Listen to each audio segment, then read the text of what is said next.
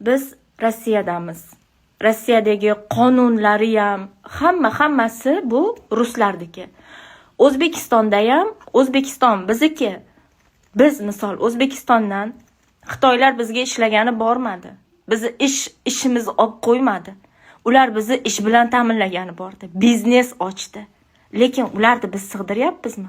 Qancha gapirdik? Ular ishlagani bormadi. Shunchaki biz ish bilan ta'minlagani borgan Xitoylarni biz qancha gapirdik?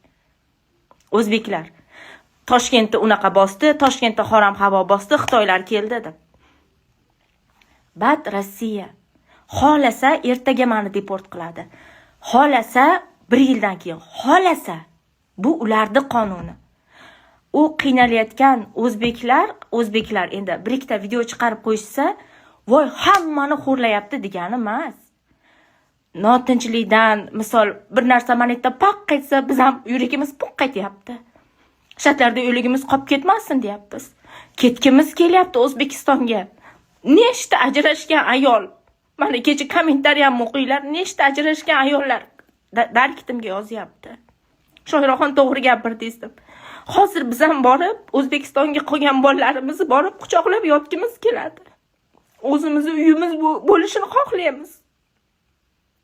Lekin biz majburmiz. Tushunyapsizmi shunga? Unaqa qilib, hadeb san Putin qo'lisan, san palonsan deb gapirmang unaqa qilib. Umuman gapirmanglar. Kecha menga negativ yozganlar hammasi O'zbekistonda o'tirib olib yozyapti. Biz ham xohlaymiz O'zbekistonga borib o'tirishdi.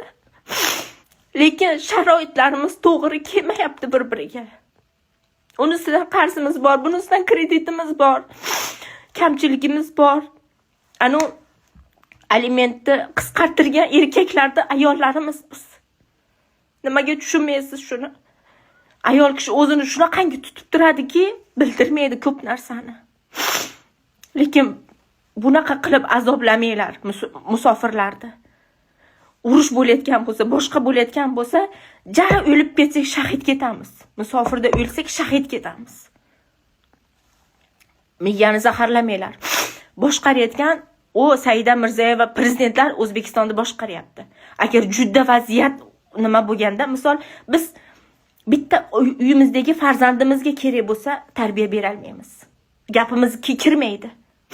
Lekin o'shalar boshqaryapti O'zbekistonda. Agar biron nima bo'lsa, o'shalar chaqiradi bizni.